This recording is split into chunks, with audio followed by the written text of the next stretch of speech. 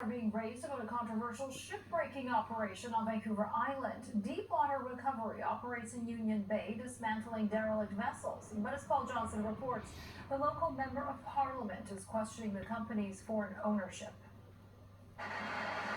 Whether this shipbreaking yard is an environmental hazard or seriously out of compliance with government rules is all the subject of a lot of debate.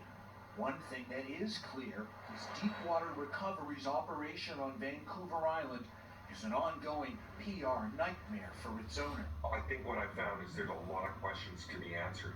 Gord Johns is the NDP member of parliament for the area south of Courtenay, where Deepwater Recovery set up shop about 4 years ago. He says few at the time were aware of the scope of the work that would end up happening there, which includes big derelict ships from abroad that have been hauled up onto the shore to be dismantled. That have asbestos in them. He's also troubled by what he says he's learned about the company's foreign owners. We've got an operator that is from Vanuatu that has, has a criminal record, a criminal past in the United States, been charged for fraud. That's what I've heard from local residents, and that's public information. He's talking about Robert Bone, a Vanuatu-based businessman seen in these news reports, who was convicted about 20 years ago in the U.S. for his role in a $100 million lottery scam. Now we have, situation where we have some questionable players, if you want to call it that, coming in and setting up shop in Canada.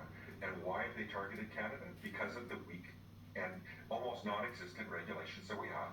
But the story gets more complex. Reached on the phone Saturday, Deepwater Recovery's BC-based owner Mark Jurisic told Global News that it's actually Robert Bone Jr. who is the other shareholder, not the father but the criminal rap sheet.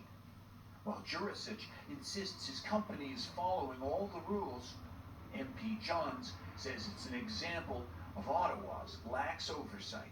If Canada doesn't up its game rapidly, we're going to see more and more characters target Canada.